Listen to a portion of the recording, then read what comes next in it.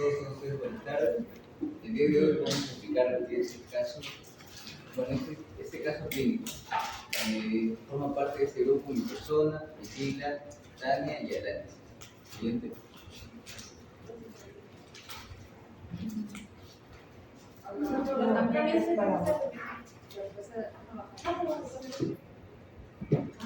Bueno, teniendo en cuenta los datos del paciente, tanto sus antecedentes, que el paciente vive en una vivienda de Lotería Noble, que contaba con luz, agua, desagüe, su vestimenta era de acuerdo a la estación, tenía una alimentación balanceada, una situación económica independiente, que ha vivido previamente en Bahía, Río de Janeiro, Brasil, ha tenido viajes recientes en México, solo de junio, a Santiago de Chile, tiene hábitos sociales como el consumo de café y el tabaquismo 5 años, con antigüedad de 5 años esporádicamente. También alcohol, 5 años esporádicamente y drogas niegan. Inmunizaciones, no refiere, transfusiones sanguíneas niega el paciente, alergias, menciona que el tramador, no presenta animales, bueno, no tiene animales, niega la crianza de animales, algunos antecedentes fisiológicos, natales, parto autóxico, hospitalario, sin complicaciones, un desarrollo psicomotor, motor grueso, motor fino y lenguaje y sociabilidad sin alteraciones. ¿No? Ahí se ve en la parte inferior tanto los antecedentes ginecológicos, ¿no? Que tienen un número de parejas sexuales 4, su que a los 11 años. Su fecha de última regla fue el 11 de octubre de 2024 y presenta un aborto incompleto espontáneo y un parto autóxico. Con respecto a lo patológico, no niega tanto TBC, virus hepatitis B, VIH y herpes. Crónicos también menciona que presentó una rinitis alérgica el 24 de agosto y una gastritis crónica y una hipertensión diagnosticado el 24 de octubre. Quirúrgicos niegan. Familiares, su padre menciona que falleció a los 65 años por leucemia, no llega a mencionar su tipo. Su madre presenta una enfermedad confusa de tejido conectivo, sus hermanos aparentemente están sanos, su hijo, bueno, presenta 2 años, tiene 2 años y aparentemente sano. Enfermedad actual, el paciente presenta un episodio de 2 meses, ha iniciado de manera insidiosa y con un curso progresivo. Presenta un tiempo de enfermedad, 1 año y 5 meses, y los signos y síntomas del paciente es una distensión abdominal, aumento de volumen en miembros inferiores y orinas espumosas.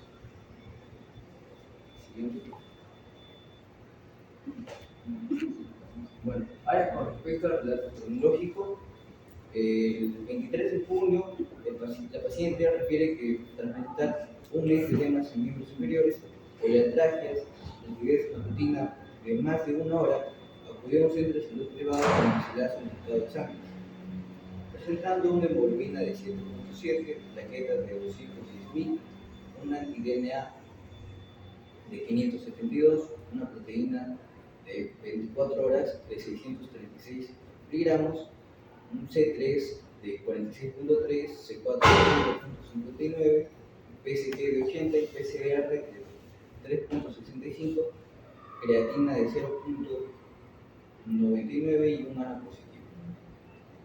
Y refiere que tras 15 días de recibirlo presentó mejoría clínica y por ello, acá falta lo que es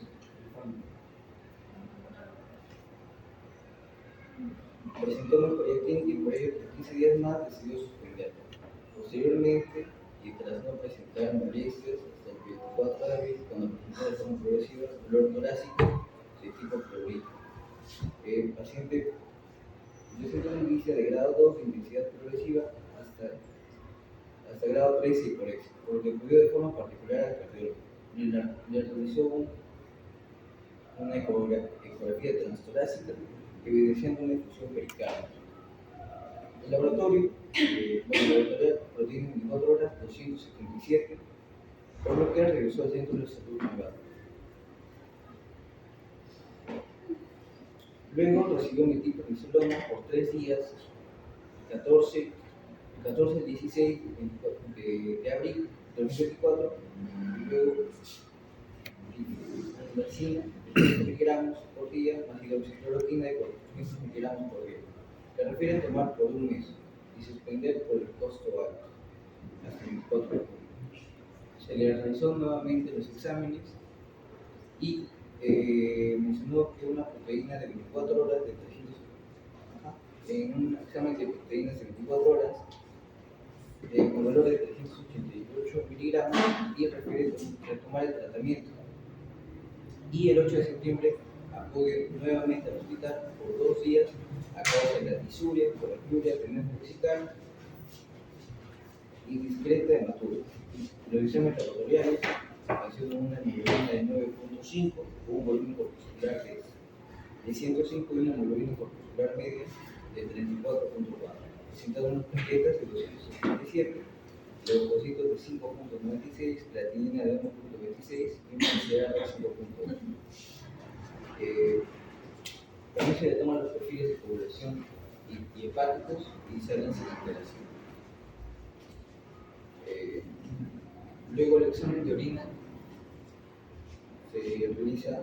Doctor, ¿usted ha leído el caso ya o no? Sí, lo hemos leído. Entonces vamos de frente, avanza. Dime lo importante. Sí, ya todos lo hemos leído.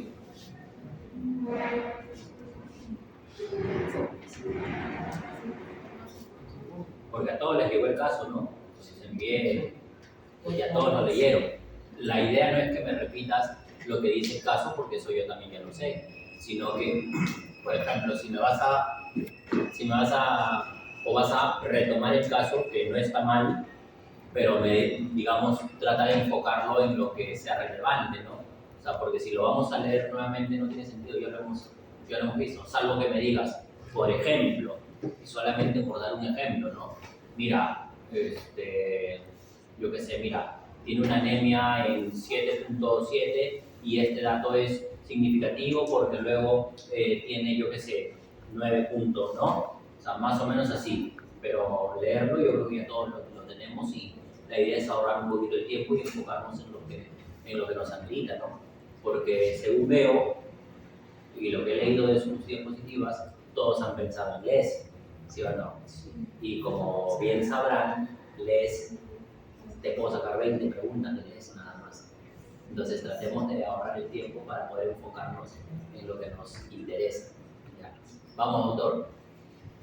Entonces, resumiendo la primera pregunta, que es plantea que justifique el diagnóstico probable, teniendo en cuenta los criterios clínicos del LES, según el SLICC de 2012, el paciente presentó una afección renal con una proteinúria de 24 horas mayor a 500 miligramos. Y presentó también orinas espasmosas. El paciente también refiere presentar polatragias, altragias y una rigidez matutina mayor a 1 hora. También con tanto afección hematológica en todos los exámenes que se le ha llevado. Doctor, y si en el enunciado decía artralgia, rigidez matutina y eso, ¿por qué no pensamos en AR? En AR, porque también ahí se tienen que tener en cuenta los criterios inmunológicos.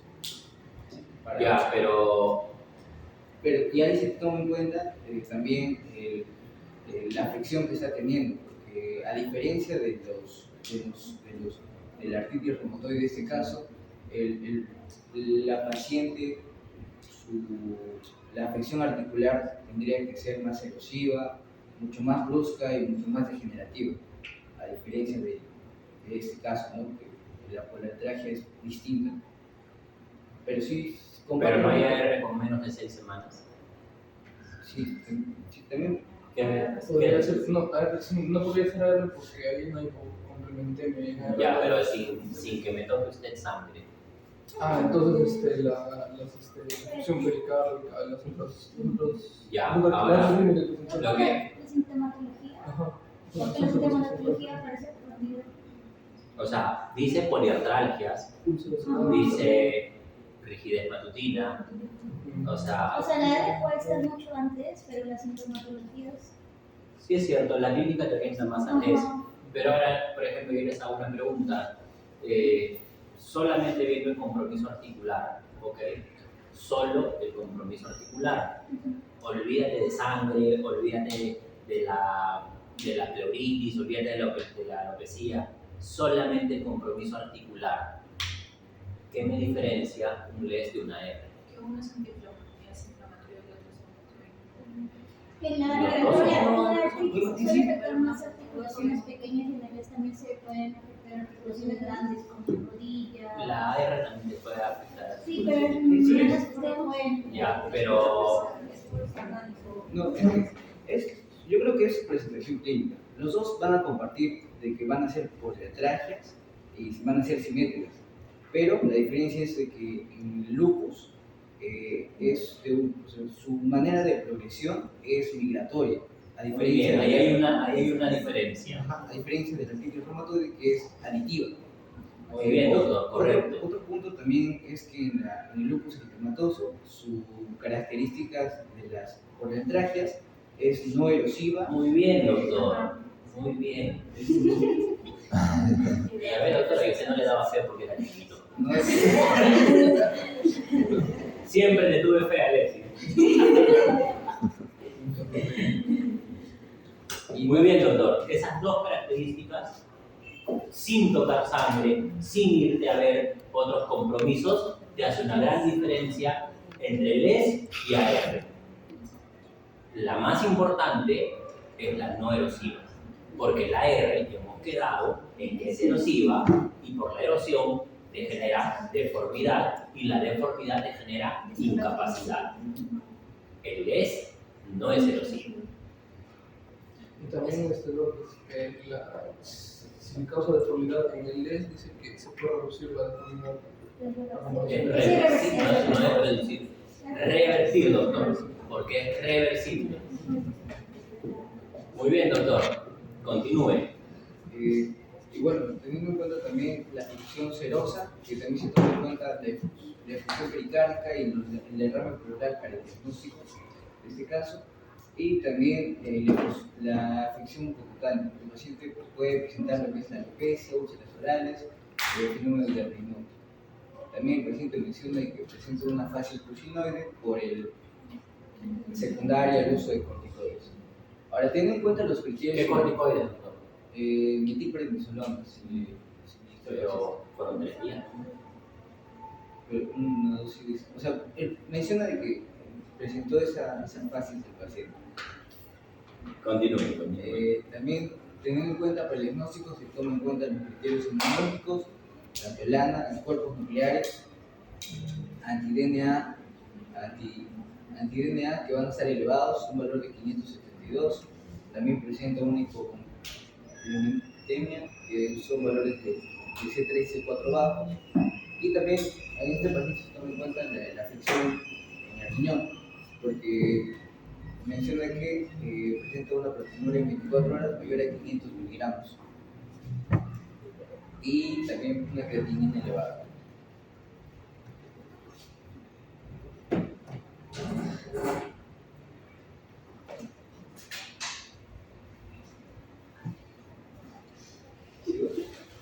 ¿Sigo? No, que siga la doctora de rojo, Caperucita. Ya, describe y explica la ejecución de cada sujeto. Bueno, ahí en el caso teníamos el paciente que estaba afectado el sistema renal, cardiovascular, hematológico, inmunológico, entre otros. Bueno, en el renal el paciente tuvo edemas, orinas espumosas y la proteína en él estaba elevada. En cardiovascular hubo afección pericárdica. ¿Por qué la proteinuria estaba elevada? Porque había afectación renal. Ya, pero, o sea, deme un número objetivo para decir que eso estaba elevado. ¿Por cuánto estaba elevado? Estaba más de 3,5. Estaba más de 3,5. ¿3,5 qué? Gramos. ¿Seguras? ¿Ha leído el caso usted? ¿Sí? Sí, ¿no? ¿Pero ha leído el caso o no? Sí, sí. No me mienta. Sí, Ok. 385. Sí. ¿Ah? Pero, usted me dice 3,5 gramos, ¿no? en 24 horas, me imagino, ¿no? Por día. Y estaba en ese valor. Puede retroceder, ¿no? Claro que sí, doctora, retroceda, porque usted tiene que mentirme, pero con certeza. Mayor a 500 miligramos. Ah, ya, bueno. Entonces, ya, tenía una afectación renal.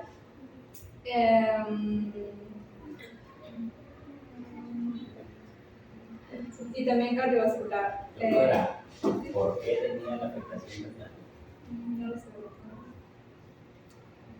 A ver, doctora, ¿por qué tenía afectación renal? Ahí me ponen a sistema comprometido, sistema renal, ya dime por qué. Pues. Ve, tranquilo, que yo ya sé que están todos ansiosos. Doctora, su nombre, por favor. Priscila, ¿por qué tiene afectación renal?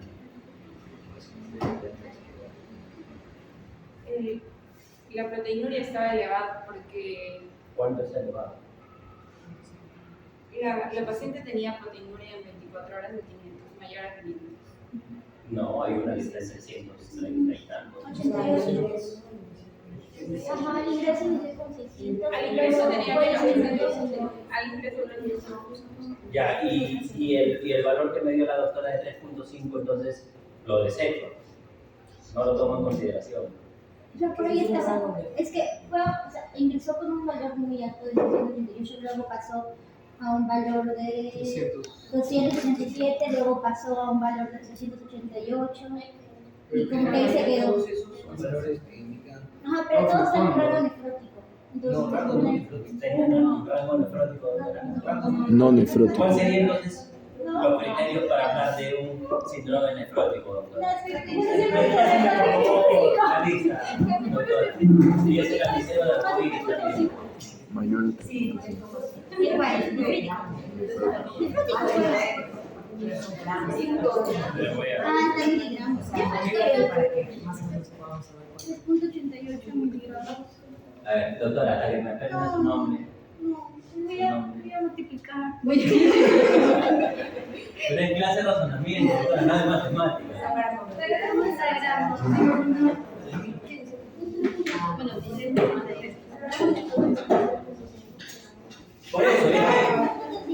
Por eso, o sea, es que la idea es que establezcamos conceptos.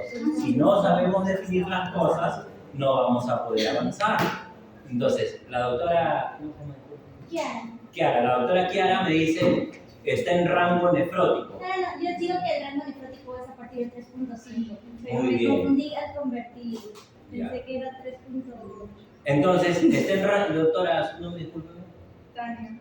Tania. El rango nefrótico. Vamos a anotar acá con mi lapicero de diapositis. Tania, la doctora Kiara, Alexis, la doctora Ese es el número 800. está en rango nefrótico, doctora. Entonces es, sí, digamos, ¿por qué me ponen proteinuria elevada? Porque igual está elevado. ¿Cuánto es entonces el valor normal? 0,5. 0,5. 500. No, está bien, sí entiendo. Me imagino que 0,5 me dice gramos, ¿no? Ya, pero si está en 200. Pero eso fue tratamiento. Porque Es que.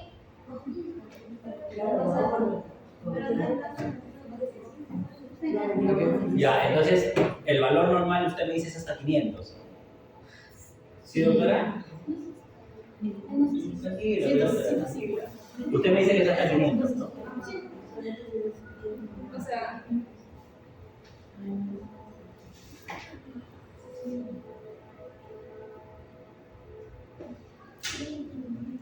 Pero ustedes han hecho el caso, o sea, la idea es que ustedes fundamenten lo que me están poniendo ahí. Porque yo puedo preguntar, ¿no? O sea, y no te estoy preguntando lo que tú no has puesto. Tú me pones ahí, pero tienes 24 horas elevada, ok, yo te creo, pero dime por qué. Después se ve que el paciente cuando se hace un examen de orina sale con proteinuria de 3%. Ya, pero por ejemplo, como cuando te sale la glucosa en orina, más de 180 de glucosa te sale positivo. y con 180 de glucosa no considero que estés, por ejemplo, con criterio para hacer un estado hipermolar. ¿Cuánto es el valor normal de una proteinuria hemorínica de 24 horas? Muy bien, es que por ahí tenemos que empezar, pues. Si no definimos lo normal, ¿no? Es hasta 150. Ya, y entonces, si tuviera de 150 hasta, voy a inventarme, si tuviera 350, ¿lo considero elevado o no? Pues va a depender de la edad, porque a medida que la edad avanza, el riñón también deja de tener tanta funcionalidad. Filtración. Doctora, muy bien. Entonces, ¿cuándo considero una proteinuria elevada? ¿Con 151? ¿Cuándo?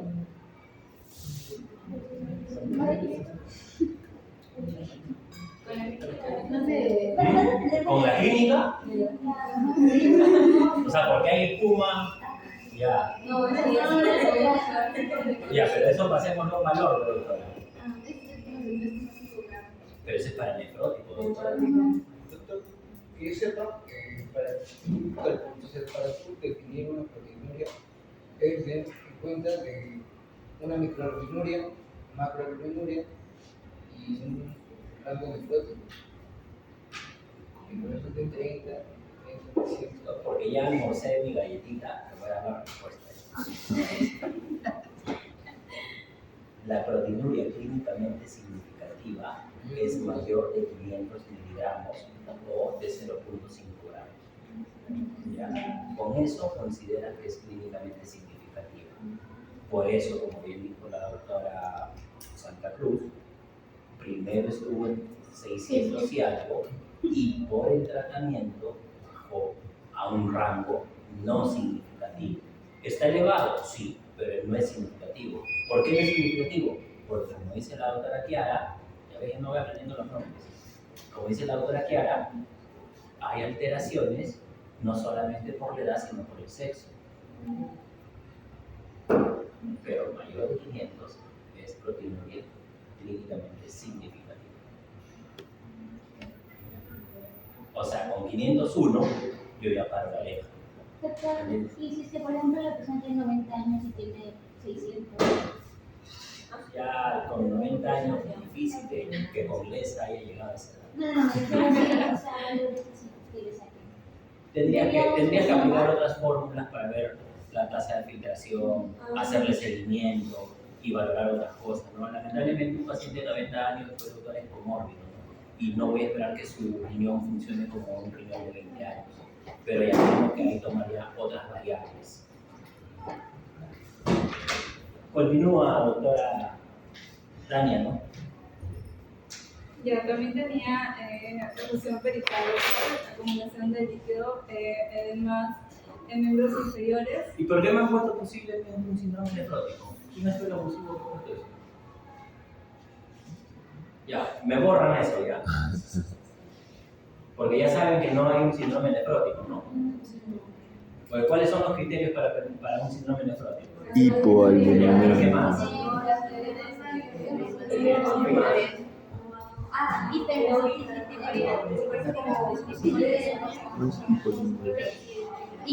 Hiperlipidemia, hipoalbuminemia, que son factores más objetivos, ¿no? Porque que me digas edema, yo una vasculitis se puede hacer edema. El signo de la ola eres abdominal, no puedes el citis. Pero eso por pérdida de proteína. Pero esa ya es la fase, la sarca, doctor, es la fase tardía. Porque cuando usted tiene una nefropatía, sobre todo perdedora de proteínas, lo que va a suceder es que el edema va a empezar en las zonas de declive, porque son las zonas de declive las que están más abajo, o sea, miembros inferiores. Para que usted tenga ascitis, ya es una pérdida abundante, una progresión de la enfermedad, y si a eso le sumo, yo qué sé, pericarditis o policerositis, ahí recién digo que estén anasarca. ¿Entiendes? Pero cuando dicen, no, es que tiene anasarca porque tiene edemas, eso no es anasarca. Anasarca es todo. Ya. Entonces, digamos, si me lo mencionas como que, mira, tiene eso, todo, ok, pero que me digas, síndrome nefrótico no cumple los criterios, porque uno de los criterios mayores es que la proteinuria esté mayor a 3.5, y acá no llega ni a 1. Siga, doctora. También encontramos que el paciente tenía efusión pericárdica, disnea, dolor torácico, pleurítico y además en miembros inferiores. En hematológico encontramos trombocitosis, anemia. ¿Trombocitosis? Trombocitosis. ¿Cuánto estaban las plaquetas? ¿Cuánto estaban las plaquetas? 200. ¿Dónde está la trombocitosis? ¿Han hecho el Sí, los caso? O ustedes son los que yo hago la diapositiva 1, tú haces la 5. ¿Ah? ¿Cómo funciona la situación? O sea, cuando vamos al hospital, tú le examinas el brazo, tú le examinas la pierna, usted doctor le examina las orejas, ¿así? ¿Cuánto estaban las plaquetas? 210, ¿verdad? ¿Hay trombocitosis? ¿Por qué me pones trombocitosis?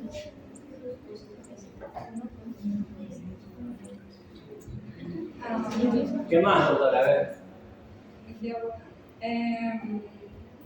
Tenía anti-DNA y ANA positivo, anticuerpos antinucleares, C3 y C4 bajas, úlceras orales, y bueno, estos son hallazgos característicos en el lupus.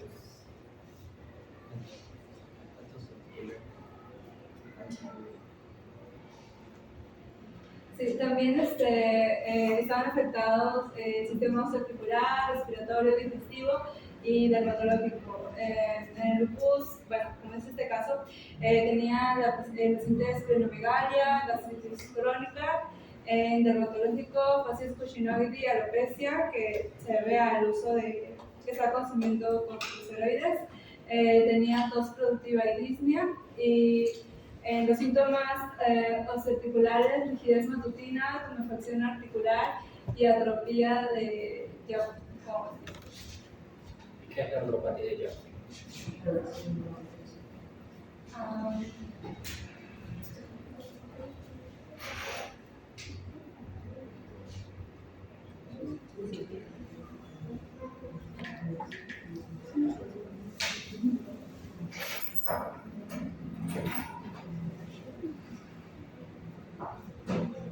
¿Qué es la artropatía de Jacob?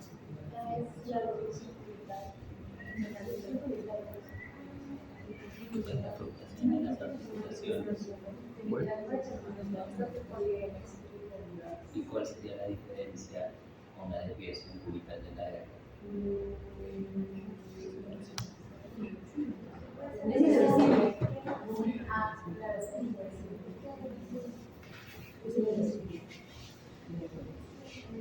¿Qué preguntó, Doc? ¿Qué es la artropatía de Jacob? ¿Y cuál sería la diferencia con la desviación cubital De la R.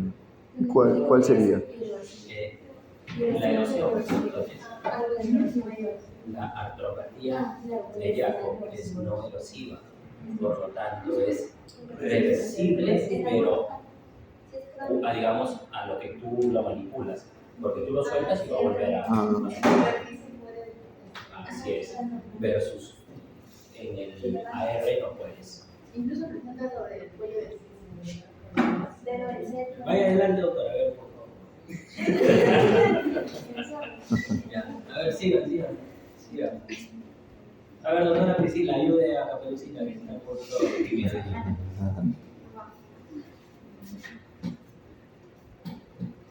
¿Por qué estás con miedo? Ya yo lo voy conociendo. Ahora se utilizaron también otras calculadoras, como vimos también en la clase pasada, el CEDAL, el Clinical Disease Activity Index. Se contabilizaron el número de articulaciones dolorosas, 6, en manos, muñecas, tobillos, el número de articulaciones inflamadas, 4 o 5, manos y tobillos, la evaluación global del paciente, de 7 a 8 de 10, y la evaluación global del médico de 7 a 8 de 10. con un total de 26 a 30 puntos, que nos indica una actividad alta de la enfermedad. Y en el SLEDAI se consideró serositis 2 puntos, efusión pericárdica, renal 4 puntos, proteinuria en 24 horas mayor a 0.5, neurológico 8 puntos por las cefaleas intensas, persistentes, artritis 4 puntos, artritis inflamatoria en manos y tobillos, cutáneo, las úlceras orales, alopecia, complementos bajos 2 puntos, C3 y C4 disminuidos, anticuerpos anti-ADN positivos 2 puntos porque estaban altos, y el total nos sale 24, que es una actividad severa en el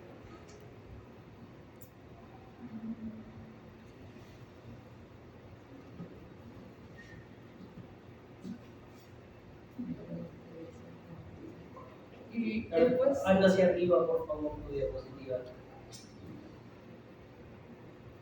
Sube más, por favor. Sube más. Nada. Ya.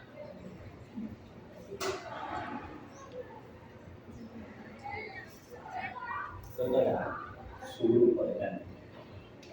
Sí, para que me diga.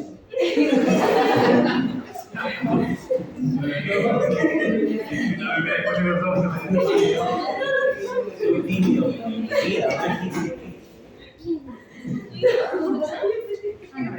Ah, Salani, estás salvado.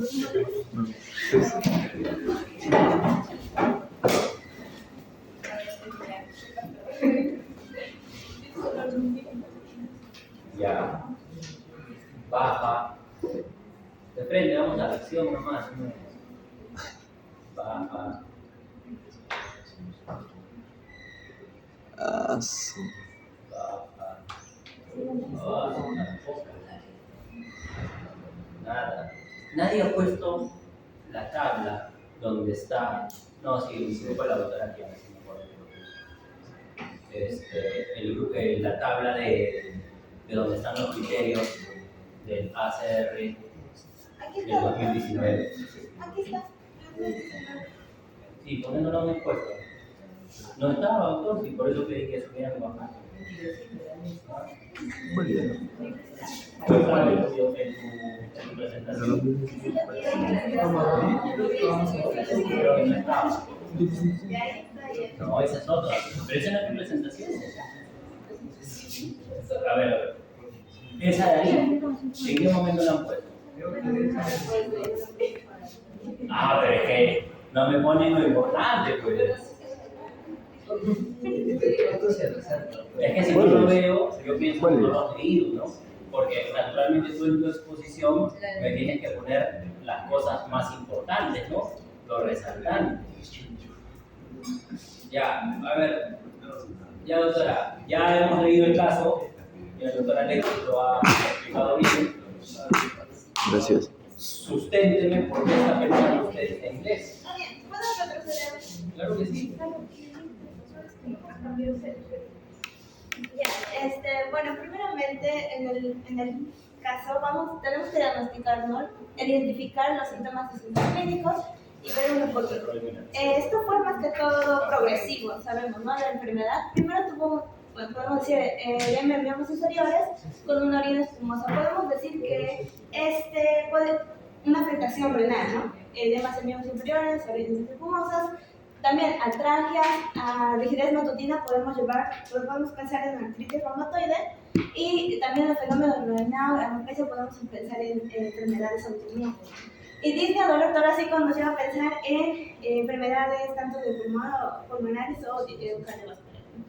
En sí, el examen físico tenemos fase urinaria. En sí puede ser por uso de prednisona, de la paciente, el piel, linfoneras, palidez por la misma enfermedad, alopecia también. Y aquí no, edemas bilaterales y miembros inferiores igual. Doctora, ¿y usted por qué pensó en LED y no en R? Bueno, el laboratorio en sí, uno. Olvídese el laboratorio. No. Bueno, más que todo porque las poliartralgias y la rigidez matutina, aunque en sí es más de una hora, como lo dijeron, fue migratoria. Y no fue muy fugaz, o sea, rápido, porque inició en 2020. Tiene más de 6 semanas. Pero es más larga la enfermedad. No entiendo. En artritis reumatoide Es más corta.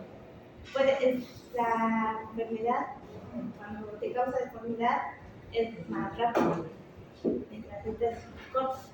¿Usted se acuerda de su tabla del CEDAI que hicimos la clase pasada? Un criterio que te daba más puntaje, 2 puntos, Ajá, era más de 6 semanas, ¿no? Ajá. Entonces, tiene más de 6 semanas. ¿Por qué no pensó usted en AR y sí en DES? Más de todo, bueno, puede ser porque es una enfermedad sistémica. La AR también es sistémica. Pero tiene sí, afectaciones pero esta tiene más, pero la R es más que todo articular. Mientras esta es más sistémica y por todas los síntomas que tiene, las úlceras nasales, orales, todo eso te puede llevar a lejos. Muy bien. Esa es la respuesta. Más fuerte. Allá las manifestaciones extraarticulares en lupus es más agudo que a comparación de AR, que es más crónico. Porque, o sea, la presentación, o sea, las cosas tenemos que decir, ustedes ya van a ser médicos, ¿no? O sea, ya pasaron la mitad de la carrera. Se supone que ya podemos conversar de una forma más decente, por así decirlo, ¿no? No me va a decir, ay, me duele, no sé, pues a veces me dicen otra cosa. Entonces, la presentación clínica del DES es mucho más aparatosa. Si tú te das cuenta, tienes compromisos de múltiples sistemas en poco tiempo, versus la R, que también te da compromiso sistémico. Pero si usted me dice, hay compromiso sistémico, bueno, los dos tienen compromiso sistémico, pero tienes que definirlo. En este caso, el AR te da compromiso sistémico, pero normalmente la progresión de la enfermedad es mucho más lenta en el AR. El DES es brusco, es aparatoso. El paciente debuta y en menos de un año ya está con compromiso renal. Continuemos. Ya, y bueno, aquí más que todo en los exámenes, el periférico, tanto en manos, muñecas y tobillos, hubo dolor, sinovitis y flexión de la metacarpofalángica, tanto izquierda como derecha, en 90 grados. Y las muñecas dolorosas y también sinovitis, los tobillos también dolorosos, sinovitis. Y el laboratorio en sí, primero se estaría tomando un hemograma, ¿no? Donde evidenciamos una anemia crónica y los perfiles renales, tanto también por edema miembros superiores y la orina espumosa, que nos estaría saliendo una proteinuria de 636 miligramos cada 24 horas y una creatinina que estuvo en 0.9, luego aumentó a 1.6, evidenciando un deterioro en la función renal. En el inflamatorio podemos pedir un PCR y un BCG, lo cual ambos estarían elevados, y en el inmunológico lo que se le pidió fue ANA positivo, antidenidad en 572 y el C3 y C4 estaban bajos. Y en sí se van a aplicar, bueno, no se nota, pero se van a aplicar los criterios de EULAR y el ACR del 2019. ¿Por qué del 2019? Este criterio, más que todo, tiene un criterio de entrada que es el ANA positivo. Si yo tengo un ANA positivo, entro y realizo con los criterios aditivos para este. En sí, este criterio menciona el ANA positivo más un criterio clínico y ya me da el diagnóstico del éxito. Si no tengo un ANA positivo, no entro. Entonces, como la paciente tenía ANA positivo, vemos, ¿no? No leo. O sea, si no tengo ANA positivo, no entro. No entra el criterio. ¿Y entonces qué hago? Empiezo a pensar en otras cosas. O sea, Como descarto otro el diagnóstico, descarto el ESI. Ya no pienso. Y, lo alejo después. bueno, la alejo del diagnóstico. ¿Por qué? Porque, por ejemplo, la enfermedad mixta de esclerosis, la enfermedad mixta, y tiene las mismas manifestaciones clínicas, pero los criterios no son iguales, o sea, no tiene los criterios necesarios de la enfermedad, aunque tiene algunas manifestaciones clínicas. La enfermedad mixta de esclerosis, no olvido el nombre. Mixta. Porque una cosa es la esclerodermia, de que va a tejido tener los conectivo. criterios de CRES, y otra cosa es una enfermedad mixta de tejido conectivo. Enfermedad mixta del tejido conectivo. Es la que. Ya, pero las enfermedades mixtas del tejido conectivo, una es AR y otra es. ¿Por qué pienso en otra cosa? ¿Por qué, doctor? No, yo estaba pensando que hay un 6%, según Uptodate, que 6% de personas que no tienen el ANA positivo. Entonces, sí podría entrar todavía en... Así es. Algo que vamos a ir fijando, doctores, es que les 98% de los pacientes, si no es 99%, tienen el ANA positivo. Y una de las variaciones que cambió entre la guía del 2010 a la del 2018, que se publicó en el 2019, es que en la del 2010 el ANA se consideraba dentro de los criterios. Ahora el ANA no está dentro de los criterios, porque fíjate ahí, no vas a ver el ANA. Pero el ANA es tu criterio de entrada. Por lo tanto, si tú tienes toda la clínica y un ANA negativo, te obliga a pensar en otra cosa antes que lupus. No lo descargas, ojo, no lo descargas, pero lo alejas. O sea, vas a pensar de repente, por ejemplo, en un AR. Por ejemplo. ¿Listo? Doctor, pero tiene toda la clínica. Ok, pero el ANA está presente en el 98% de los pacientes lúpicos. De manera que, por así decirlo, casi todos los lúpicos deben tener un ANA positivo. Si no hay un ANA positivo, te obliga a pensar en otra enfermedad, pero no descartas lupus. ¿Por qué? Porque también hay un pequeño porcentaje de la población que puede ser lúpica con un ANA negativo. Por lo tanto, ¿el ANA es criterio diagnóstico? No. Por eso ha salido del esquema, doctora. Porque, por ejemplo, para una vasculitis va a tener ANA. Sí. Entonces, ¿es diagnóstico? No. Doctores. Listo, doctora, continúe. Muy bien, aquí dando el total del paciente sería 29, solo que se borraron los puntitos. Y bueno, en sí, los otros criterios, tanto el ACR como el SLICC, el ACR fue creado en 1997, pero no detectaba el lupus en etapas iniciales y tampoco no tenía como esto un peso de cada enfermedad, es decir, que una úlcera oral era lo mismo que una nefritis lúpica, entonces no había peso de las manifestaciones clínicas. Y por eso se realizó los otros criterios que fueron en 2012, de SLICC, donde se agregaron, aparte de esos, otras manifestaciones como otras manifestaciones cutáneas y se clasificó, ¿no? Lupus cutáneo agudo y lupus cutáneo crónico. Y también se agregaron criterios neurológicos como la mielitis en este caso.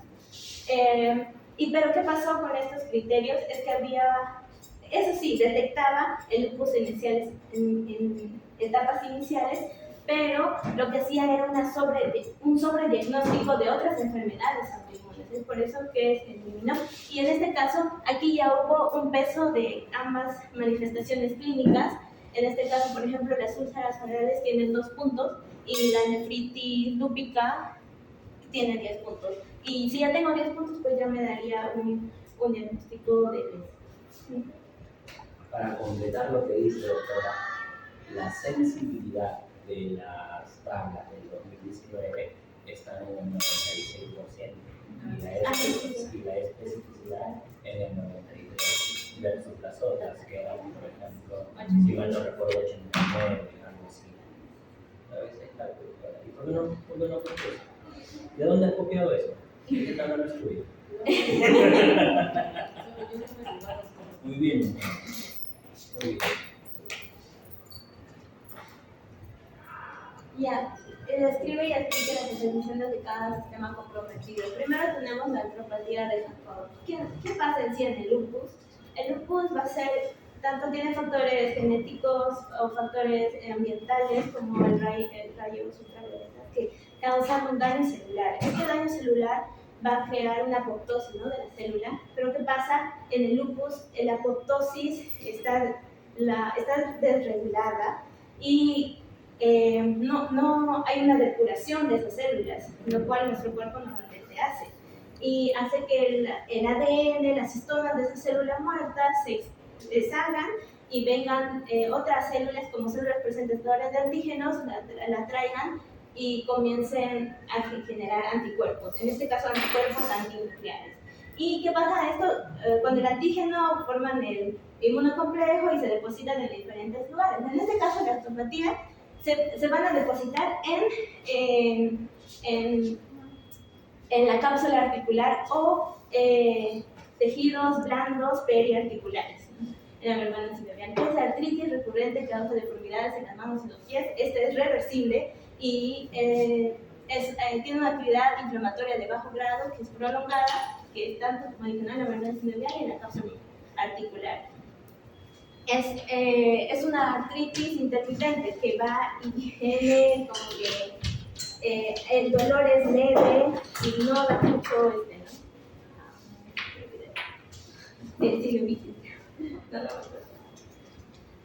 lo que pasa es que esa inflamación que se genera en los tendones hace que disminuya la matriz extracelular del tendón y del ligamento y sucede una hipermovilidad y una subluxación de esto.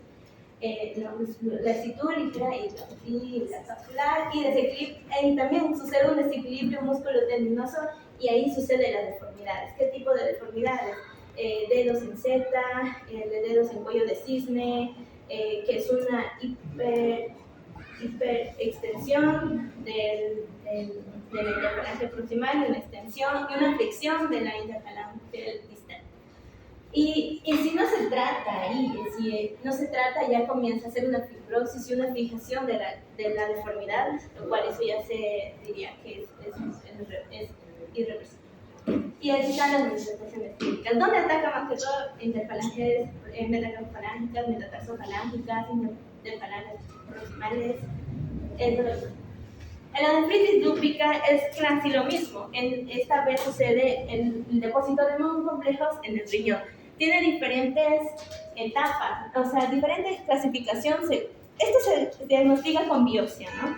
La biopsia es lo que me va a dar la clasificación. Puede ser meningial, proliferativa, membranosa y el último ya sería esclerosis avanzada. ¿Y usted le hace biopsia a todos, doctora? A ver, su grupo, criterios para hacer biopsia. ¿O le hago biopsia a todos los grupos? A todos los grupos? No. Uno de los tres podría ser la disminución del sistema de complementos Q3-T4. No.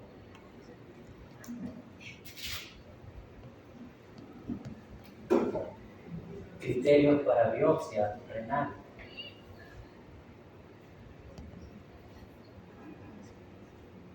Porque yo estoy de acuerdo con la doctora cuando dice, bueno, hay que hacerle biopsia, según el caso que hemos presentado, tiene criterios para hacerle biopsia, pero díganme ahora cuáles son. Son 5 criterios. Empiecen.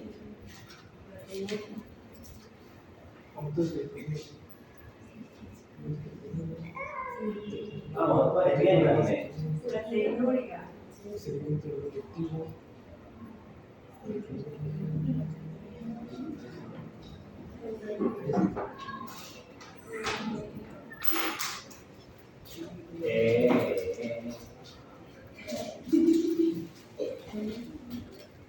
Sedimento urinario, o sea, muy bien, proteinuria mayor de 500 miligramos.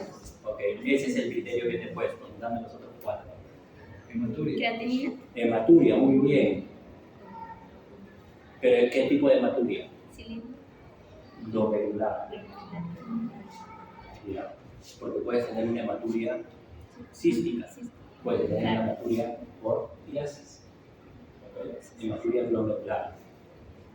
Ya aprenderás las manifestaciones Puede clínicas. ser cilindros en la orina. Ya, pues ya aprovecharon que todos murieron. Ya, bien. Así es. ¿Y cuál es el otro?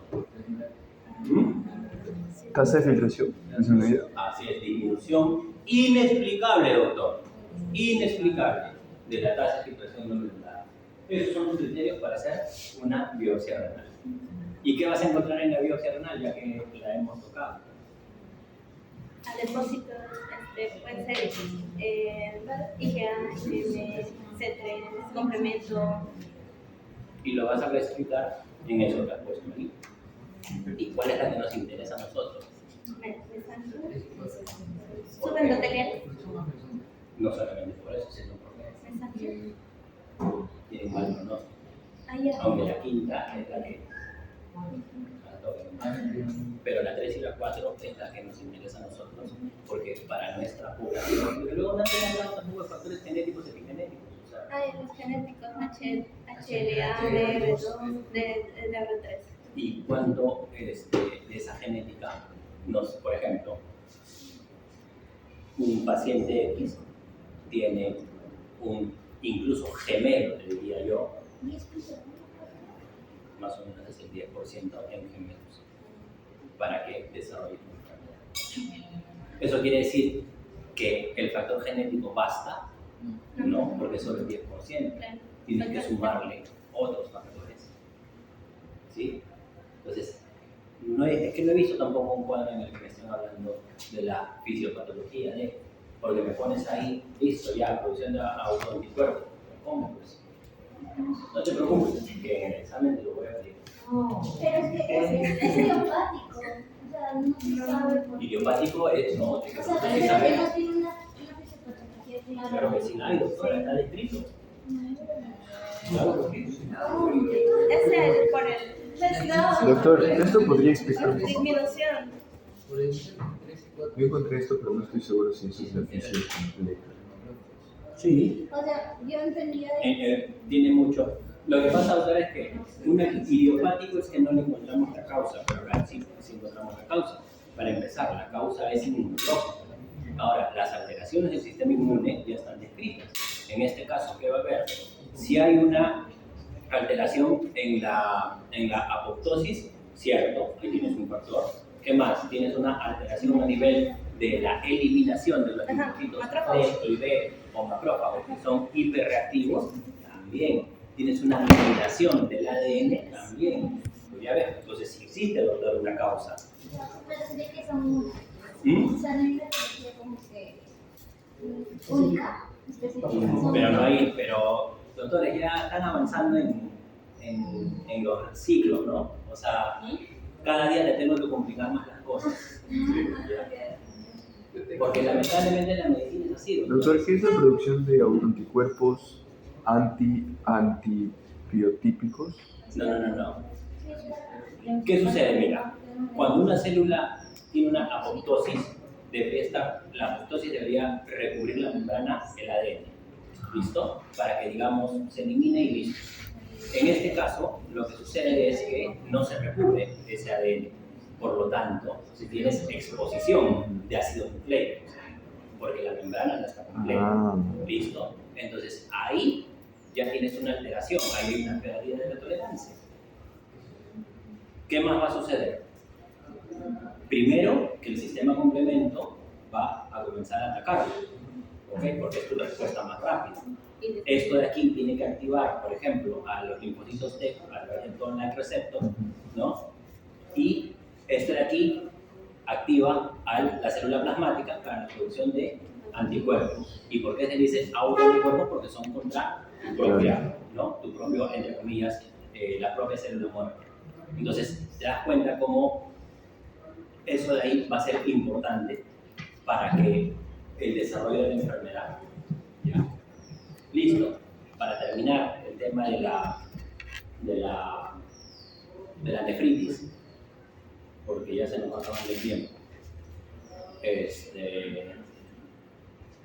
tema de la nefritis lúpica, porque me están enfocando eso, y yo me imagino que van a ser nefrólogos.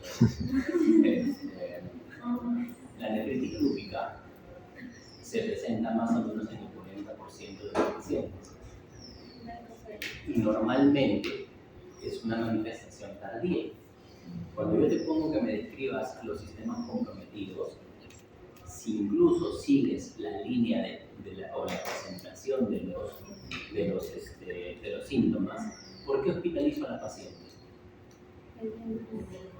Por el daño de espuma. Por el daño renal. Estamos pensando que está yendo la función pericardial. Claro. Ya, pero la hospitalización no fue por la función pericardial. La hospitalización fue por la parte renal. Pero tú estás ya ahorita viendo la última parte, o sea, la razón por la que lo pensamos. Pero no te das cuenta que primero hay una alteración, por ejemplo, músculo-esquelética. ¿Por qué te digo esto? Porque las manifestaciones, en un 90%, tienes manifestaciones musculoesqueléticas. Después, ¿qué siguen? Dermatológicas. Las hematológicas. Muy bien, las cutáneas. De ahí las hematológicas. De ahí las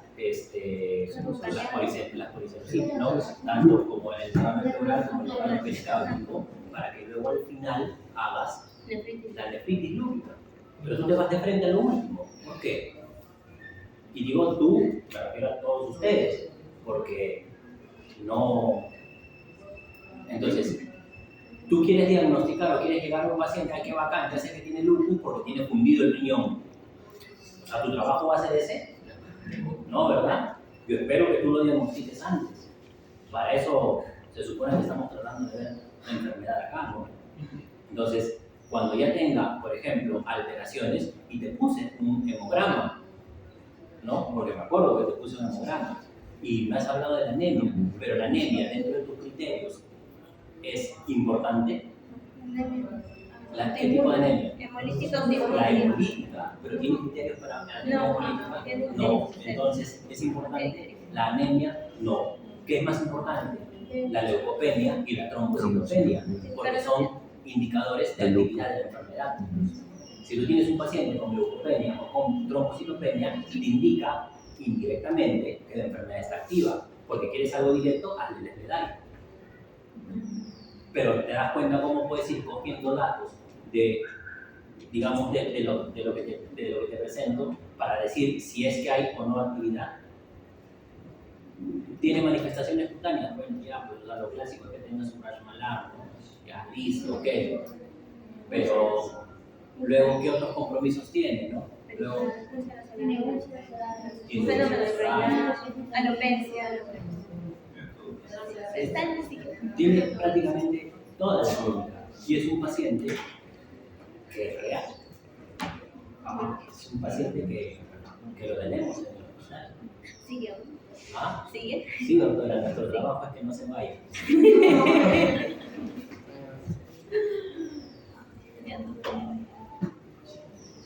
Ya, cambio el equipo, que no hay alguien más que siga.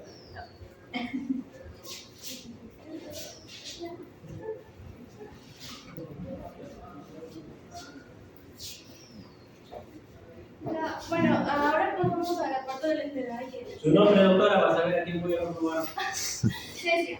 Cecia. ¿Qué total?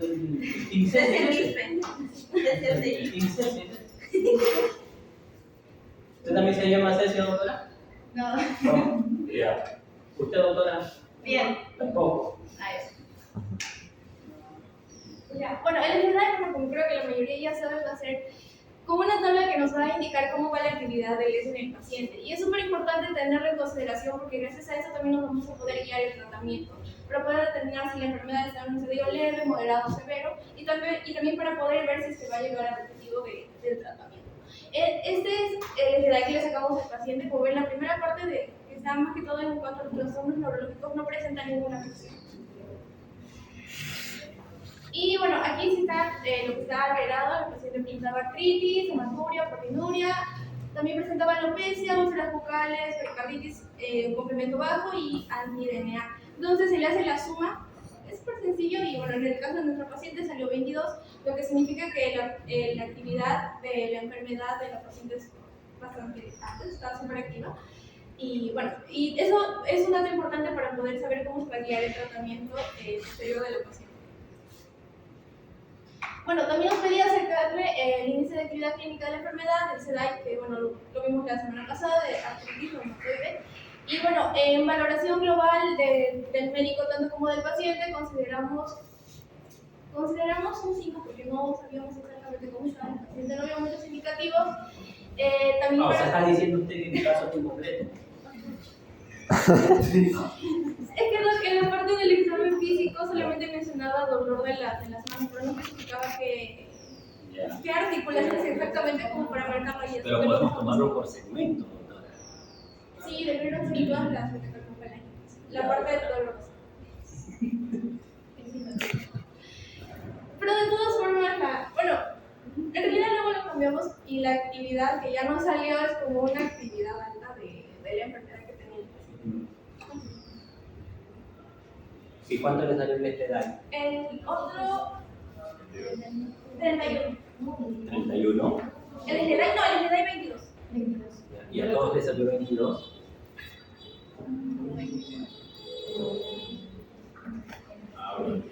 Creo que en algunos les salió 24 porque también consideraron la pleuritis, porque en el caso del paciente decía que cuando hizo el ingreso presentaba un dolor pleurítico.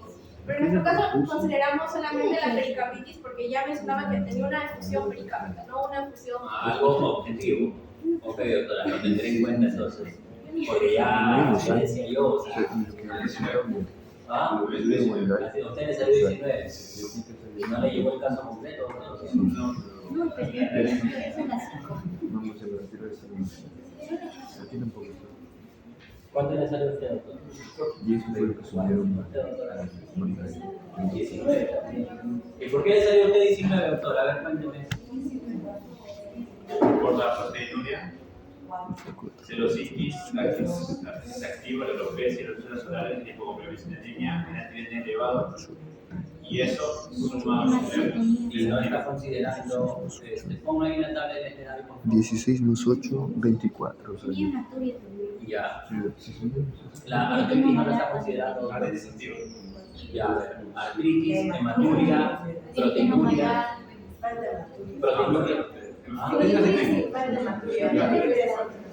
Pero hubo hematuria o no hubo hematuria. ¿Por qué no lo considero?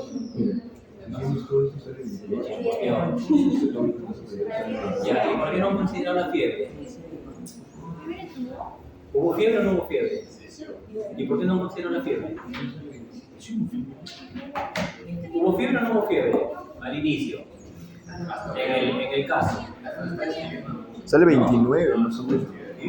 Es que parece 37 puntos y algo. No, a ver, espérate. Porque le he, o sea, sí le he quitado datos para que no se te haga tan pesado, pero déjame ver el caso. Cefalite.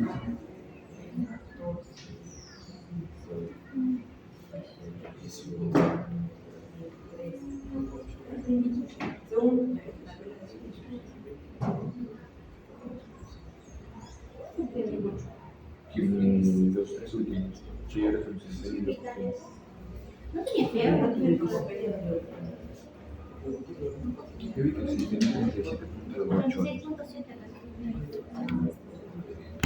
En la línea de tiempo, creo que sí.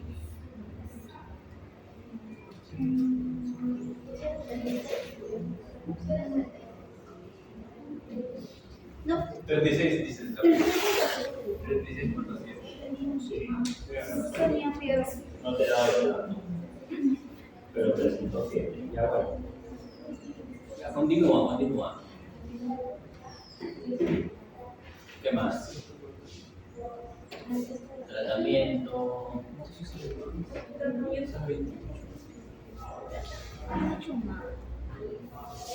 ¿Podemos poner unas cosas más definitivas porque es un día? Es que ya las descargué, porque ya las leía. O sea, bueno, no llegué a leer todas porque me las, digamos, no sé eso, sino que normalmente, yo digo lo que a mí me pasaba, si te daba, digamos, el caso el día miércoles, exagerado, te esperaba hasta el viernes, exagerado. Porque, bueno, cuando eres residente, te llega el paciente y al otro día tienes que tener, ¿no? Pero obviamente ustedes están en formación, ¿no? Entonces, ustedes todavía no son residentes, lo tienen hasta el domingo, ya, pues bastante, ¿no? Algo que estamos ahorita, digamos, en crisis porque tenemos 3 o 2 exámenes por semana y son seguidos. ¿De qué? De lo que nosotros por ejemplo, mañana tenemos examen de formato. Pero ya, pues hermano, Es que este tema es para el tercer examen. Y el día jueves tenemos un examen de derma. Y son 10 temas y ni siquiera es como que para razonar la estructura. Y por ejemplo, de reuma, ¿qué te han preguntado?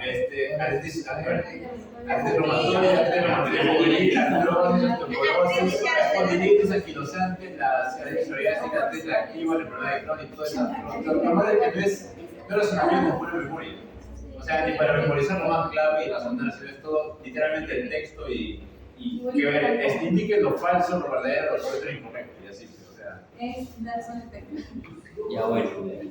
O sea, nosotros principalmente lo decimos por eso, no es porque llega pronto el domingo, justo a la hora que estamos, tenemos clases hasta la 1. Y estamos una para la clase, no es para Bueno, sábado orando. Por semana hago un domingo hasta las 6.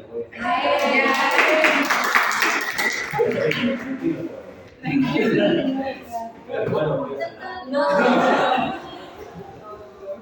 ya. Doctor, una consulta antes de que pase el tema. Yo había leído de este live que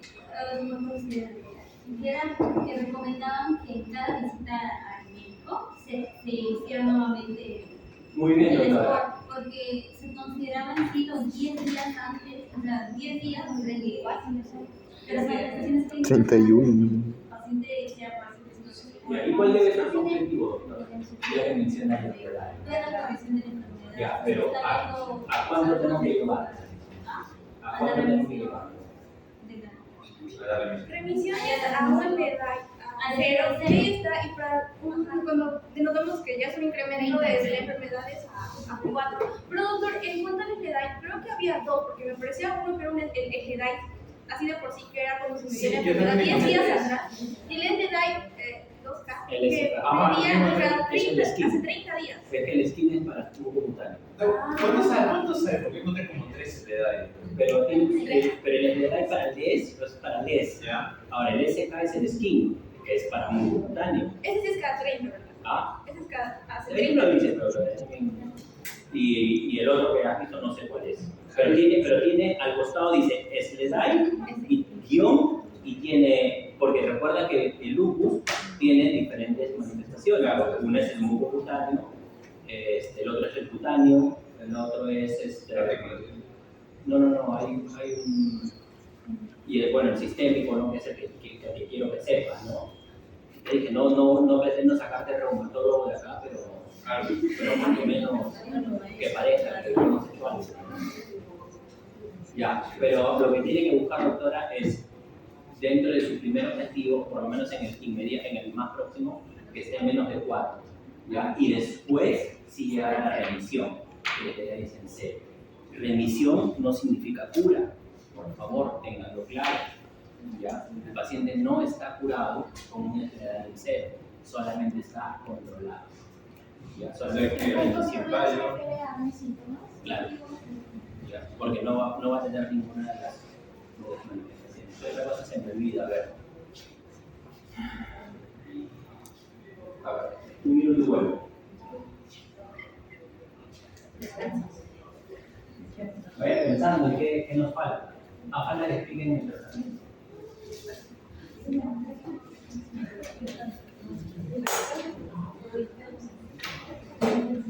Como ya lo mencionó el doctor, ahí están los objetivos. El objetivo es llegar a la remisión de la enfermedad y se explicó que hay hacerlo, o si no, menos tratar de bajar la actividad de la enfermedad y a donde se les da y que sea mejor. 4.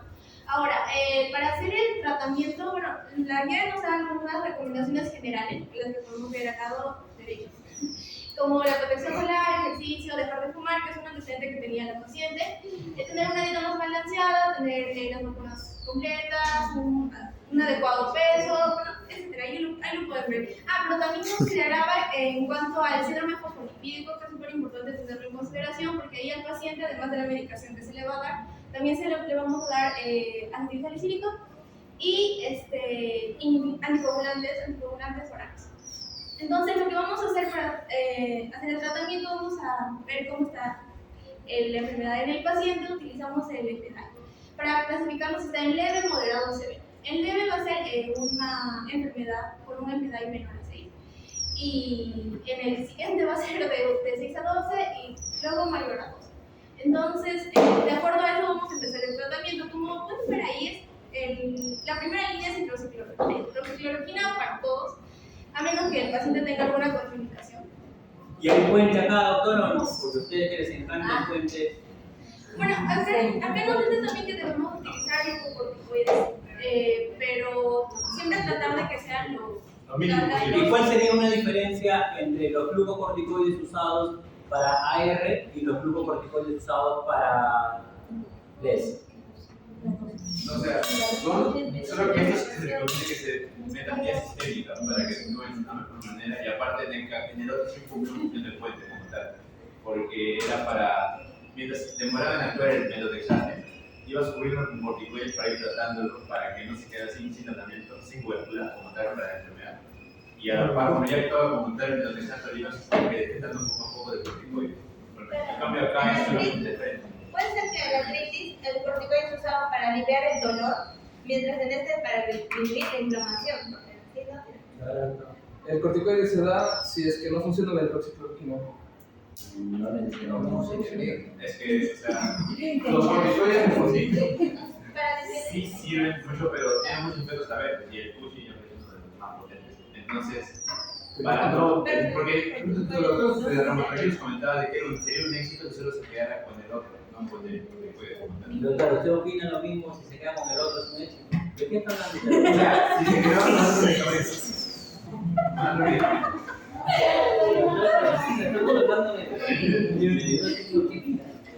No, yo leí el Up to Date que cambian de a prednisona de 7.5 miligramos por día vioral si es que la hidroxicloroquina hasta su máxima dosis de 400 miligramos al día no da resultados positivos. Ahí es donde entraría... Ya, todo lo que me han dicho es cierto. O sea, no es tan malo lo que me han dicho. Pero la diferencia entre el uso de corticoides para el LES versus el uso de corticoides para AR es que en el LES puedo usar dosis altas. En el AR no, porque está demostrado que una dosis superior de 20 en el AR no es efectiva. Por eso es que tu tratamiento en AR, ¿cuánto es? Promedio 5 miligramos. En cambio, en el LES tienes que incluso pulsarlo. Eso. ¿Qué expulsas, doctor? Porque no afectan la enfermedad. O sea, en el AR llega un límite de efectividad. Si tú le das, por ejemplo, 100 de corticoides, el resultado es el mismo que le den 20. Entonces, en cambio en el LES sí necesitas dar dosis altas, porque la actividad es sistémica. Y en el LES, como el compromiso es sistémico y muchas veces mortal, porque es agudo, por eso te expliqué, ¿no? Necesitas incluso pulsarlo. ¿Qué es un pulso? Es darle una dosis alta de corticoide a un paciente. ¿Qué le das? Por ejemplo, metilprednisolona, porque te lo puse ahí. ¿Cuánto le das? 1 gramo por día. En 3 días. Doc, y en caso general, ¿de qué se habla? ¿De prednisona o de...? Todo lo pasas a prednisona. Porque hay una tabla de conversión de corticoides. Tú le puedes dar cualquier corticoide, pero lo conviertes a dosis de prednisona. Comparando. Y por ejemplo, ¿qué le dieron a la paciente? ¿Qué corticoide le dieron? En cursos de dieron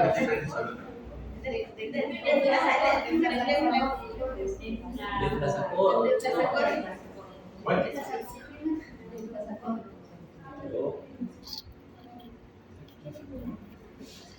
Deflazacort.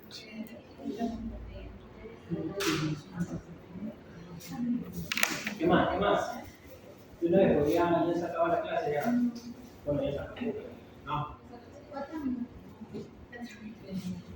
No, bueno, ahí también pueden ver los fármacos que se utilizan como segunda línea. Tenemos el metotrexate, ceftriaxona. ¿Cuándo el metotrexate? Creo que es más que todo cuando hay alteraciones articulares y la ceftriaxona cuando hay más alteración hematológica. Muy bien, doctora. Porque no le voy a dar metotrexate a un paciente que tiene manifestación hematológica. Sí, es que es importante, porque las líneas de tratamiento son hidroxicloroquina de por vida. De por vida, doctores. Tenga o no tenga actividad de la enfermedad. Si tuvieras un SLEDAI de 0, igual era hidroxicloroquina. ¿Por qué? Porque va a seguir ahí el problema. ¿Ah? O sea, si es autoinmune, va a seguir ahí. Ya en parte, pero una razón más importante. Porque hay riesgo de brote. ¿De rebote? No. No, o sea, de que brote otra enfermedad. O sea, de nada. Sí, porque la hidroxi inhibe la producción de anticuerpos. Ya, y eso depende de ver. Y ya no va a haber la situación o el complemento no va a actuar. Porque es autoinmune y va a seguir. Como te digo, en parte es eso, pero no es la principal causa. O sea, sí es cierto, le vas a dar hidroxicloroquina de por vida, así su SLEDAI esté en 0. Así tenga 20 controles de SLEDAI en 0, igual le vas a dar hidroxicloroquina. Lo que no le vas a dar, por ejemplo, es corticoide. Porque ¿qué te dice la guía? A los que me florean, lo que la guía dice y no han leído nada y solamente han leído el acta, ¿ya? La guía te dice claramente que uno de los objetivos terapéuticos es que retires el corticoide. Pero ¿qué te dice del hidroxi? Que lo continúas. ¿Por qué? Ok, sí es cierto lo que dice el doctor, lo que dice el doctor, en que es una enfermedad autoinmune, te va a disminuir la cantidad de inmunocomplejo, te va a modular la respuesta inflamatoria. Sí, bacán, todo eso es chévere. Ya, pero ¿qué más? Hay otra razón. Porque si le sigues los corticoides, no. Porque si le sigues los corticoides, no vas a tener. No. Sí, pero. Bien.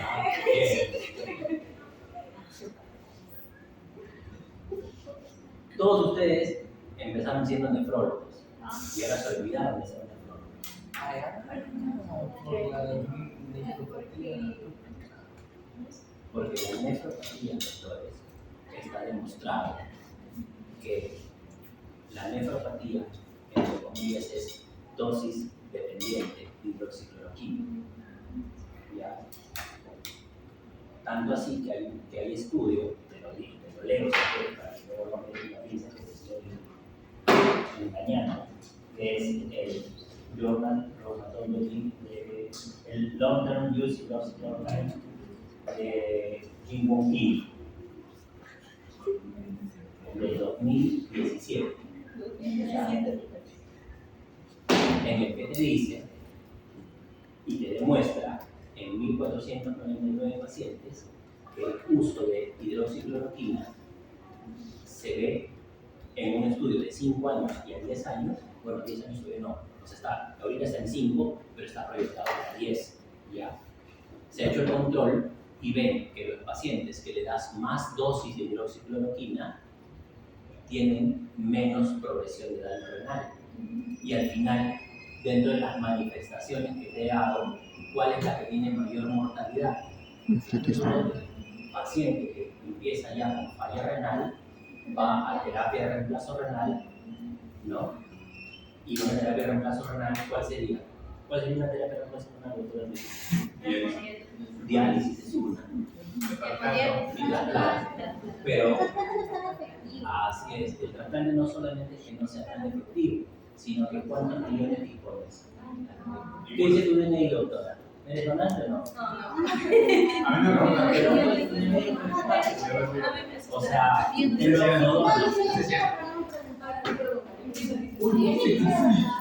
pero pueden ir a cambiar su DNI, ¿no? O sea, no hay tiempo. O sea, que no se respeta, ¿no?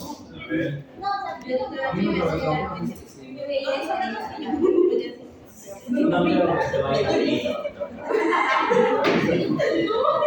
A mí me preguntaron, si ustedes me dijeron no. Bueno, pero pueden ir y hacer el cambio, doctores. No,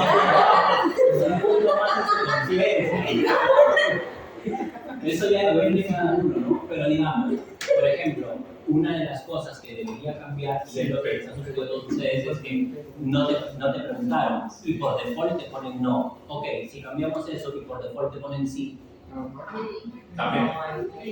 ¿Me entiendes? Y el que no quiera dice, bueno, yo no quiero, respeto tus ideas.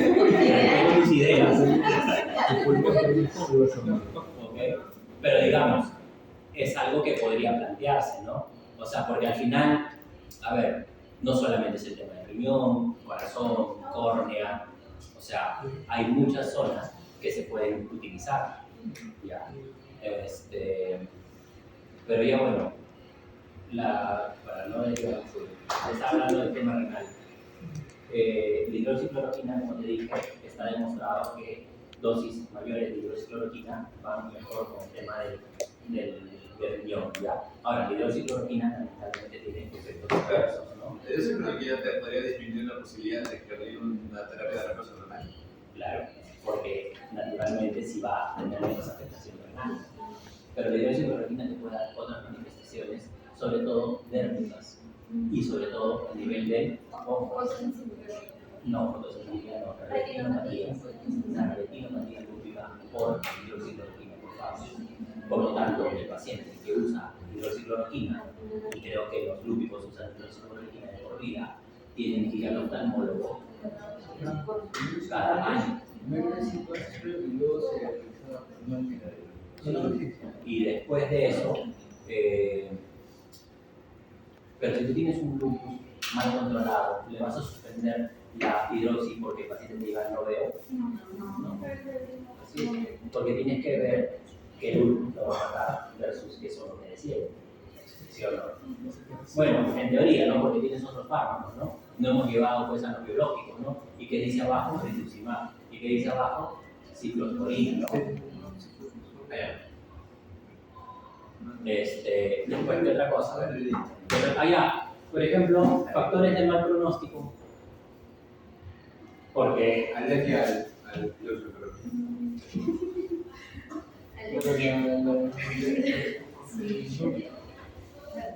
no, pero factores de mal pronóstico son síntomas además.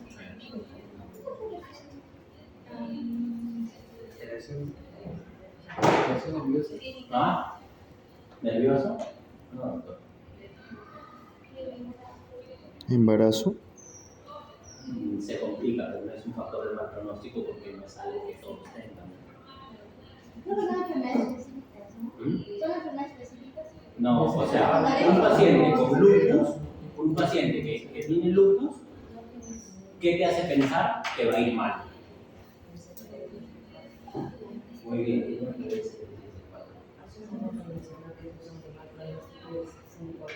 Cuando está, no. El C3 y el C4 es un complemento, doctora. La glomerulonefritis, el tipo 3 y 4 son de mal pronóstico. Pero eso cuando hacemos la biopsia, que ya te dije los criterios para hacer biopsia, ¿no? Y luego tú te vas a averiguar cuáles son los criterios para rehacer la biopsia, porque puedes rehacer la biopsia, ¿no? No le vas a hacer como dijo la doctora simplemente por investigar, ¿no? Tampoco hay que hacer tan bien, ¿ya?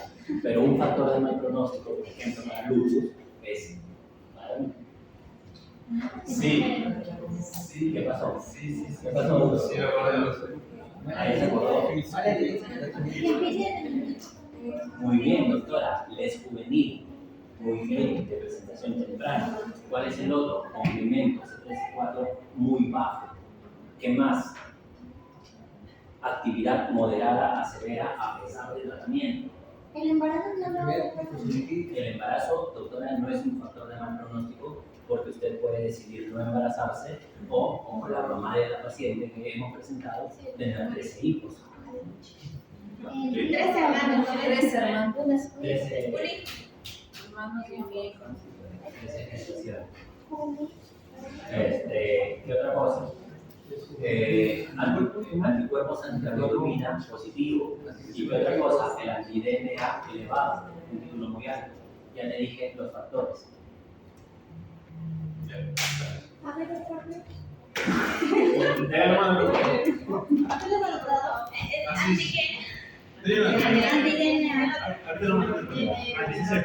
Anti-CCP positivo y Creo que usted lo repite, doctor. Listo, doctores. ¿Alguna duda? Algo que no esté claro. No me digan. Le doy una más, doctor.